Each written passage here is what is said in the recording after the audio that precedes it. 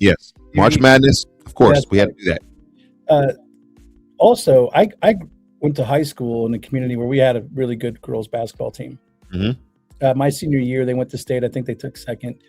They were explosive. They were fun to watch, especially under pressure. Sure. All of our gyms were packed. Very proud of them. And so this wasn't about, me like hating on women in that, because we loved watching them play basketball. And even since then, the girls have done extremely well in that community for basketball. You're correct to say the WNBA is another beast. Yep. It's something else. And I think hopefully we'll get a chance to talk about what that something else is that distinguishes it, that leaves a really poor taste in your mouth. And I think the Caitlin Clark effect exposed the whole thing, personally. Yeah. Well, it's already struggling culturally as a league.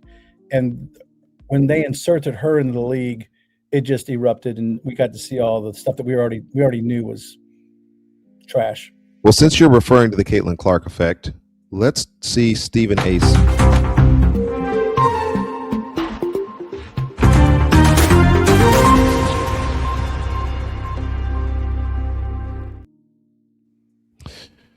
All right, this is my man Stephen A. Smith.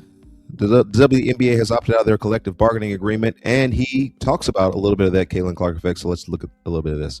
Opted out of their current collective bargaining agreement and face the prospect of a work stoppage. The players are absolutely right. They only get 10% of basketball-related income compared to the 50% that the NBA players get. Players citing higher television ratings, attendance figures, franchise values as the reason for opting out. Now, wait a damn minute. Higher television ratings, higher attendance figures. That doesn't come courtesy of a league. It comes courtesy of the players that play in the league. Caitlin Clark, she was the most popular, which means she could have helped your bottom line, which means you should have seen that from day one and maximized it. But you didn't do it. So much so you didn't push for her to be on Team USA. So much so you had people like Cheryl Swoops who didn't even want to mention her name. But if you went the opposite direction, it could have helped that much and facilitated you being in an even stronger position to get yours.